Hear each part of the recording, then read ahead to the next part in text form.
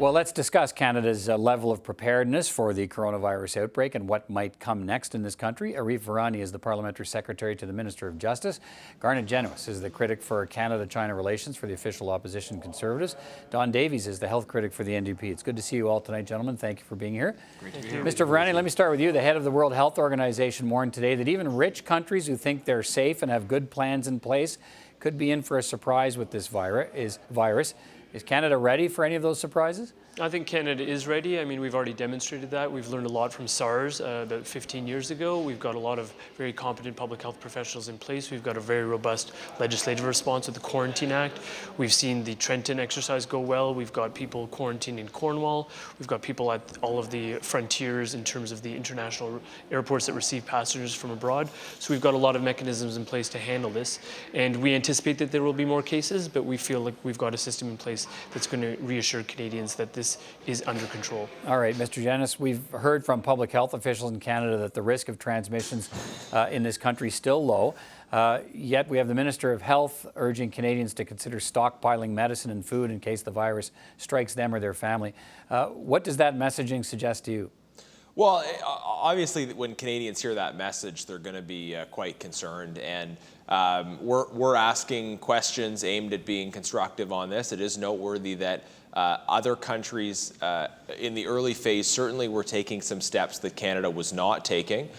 So we've asked the government, why is it that Canada chose not to take those steps? And the government is obviously part of conversations on this that other parties are not part of. But we're asking constructive questions about why maybe Canada hasn't taken all of the same steps that some other countries have, and we're hearing those responses, and we certainly hope that everything goes as well as possible. But we have 13 cases in this country. So far, we don't seem to have any community-to-community spread. We've seen some spread between family members because of typically travel outside the country. Does that suggest, look, our record speaks for itself. We have 13 cases, no outbreaks in communities, transmission from community to community, or is that being too smug?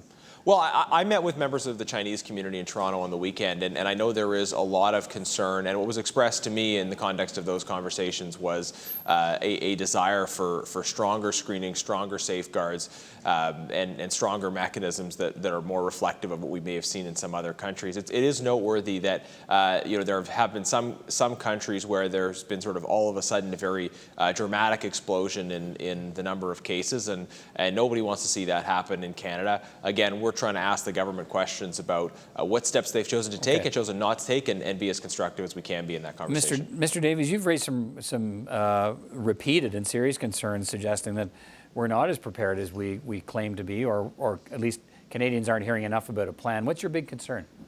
Well, first of all, we're very concerned about the news of the new cases in Iran and Italy.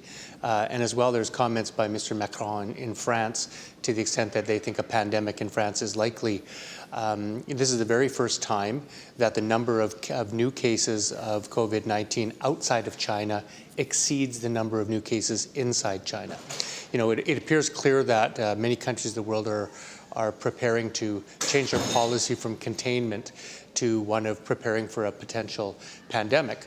Now, the response to the Canadian government, I think, is slow, and I think they're getting behind on a number of fronts. Internationally, we have Canadians in Iran. There doesn't seem to be any plan to repatriate them. Domestically here, we have these comments of the Minister of Health that came out of really nowhere to the extent that Canadians should be stockpiling, which is very contrary to the position she's taken up to now, which is, we only have 12 cases, risk of transmission is low, et cetera, which has created a lot of alarm. And finally, we have the nurses in Canada saying that the federal guidelines on masks is not sufficient to protect frontline healthcare workers or patients. Mr. Virani, Canadians, what about that suggestion of a mixed message from the federal government? One hand, low risk to Canadians of a wider outbreak, and yet the health minister suggesting that stockpiling food and medicine, not a bad idea. What are Canadians supposed to think of that? Well, I don't think it's a mixed message. I think what's important is that the situation has been handled well thus far because of the competence that we have in terms of leadership, in terms of our healthcare professionals, and the statutory mechanisms that we have available to us and what we learned from SARS. Second point is that Patty Hajdu, Minister Champagne are reflecting what we're seeing all around us, why we're talking about this on your panel today.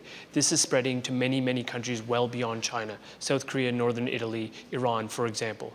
What we're urging is people to be realistic realistic about the chance of further cases in Canada, and people to take some autonomy about their own situation in terms of doing proper research, informing authorities, and reporting to authorities, most importantly, if they believe they may be symptomatic. That is fundamental if we were to maintain the good response we've had thus far, because what's important is that when people have felt symptomatic, they have alerted hospitals in advance, they've put on a mask, so people were prepared to receive them and isolate immediately. Mr. Genuis, we did hear at the Health Committee yesterday a top health official saying, look, yeah, we're working on containment, but if for some reason or in some part of the country that were to fail, we have a plan for that too, to deal with trying to mitigate the spread. That might include canceling big events and making sure big groups of people aren't together. When we hear that, is that enough to hear that they're working on it, or do you think they should be actually rolling out details of exactly what will happen when, if there is an outbreak, and at what stage different government actions might kick into place? Yeah, well, the government should be as transparent with the public as possible. And there is some dissonance in terms of the messages the public is getting, because early on we heard from the government saying that given the low risk, it wasn't necessary to take certain measures, whether it was limiting flights, extra screening, those kinds of things. It wasn't necessary to do that. And then on the other hand, now we hear, don't worry, but stockpile food and medicine, kind of, very likely seeming contradictory messages. I understand that Mr. Virani wants to praise his government colleagues. Certainly on the public service side, we have professionals, we have experts that are likely advising them. But what the public is hearing, there's dissonance and there is a lack of clarity on that. So I think the government needs to, if they have a plan, to show the plan, and to communicate clearly about what the risks and the right responses from Canadians are. Mr. Davies, do you think a wider outbreak in this country is inevitable?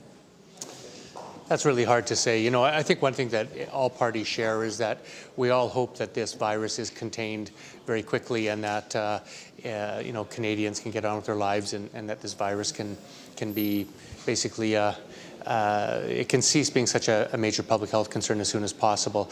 But on the other hand, vigilance and preparation are absolutely essential in this case, and I do think the time has come for the government to unveil a detailed plan and share that with Canadians, because being prepared in advance is key to containment.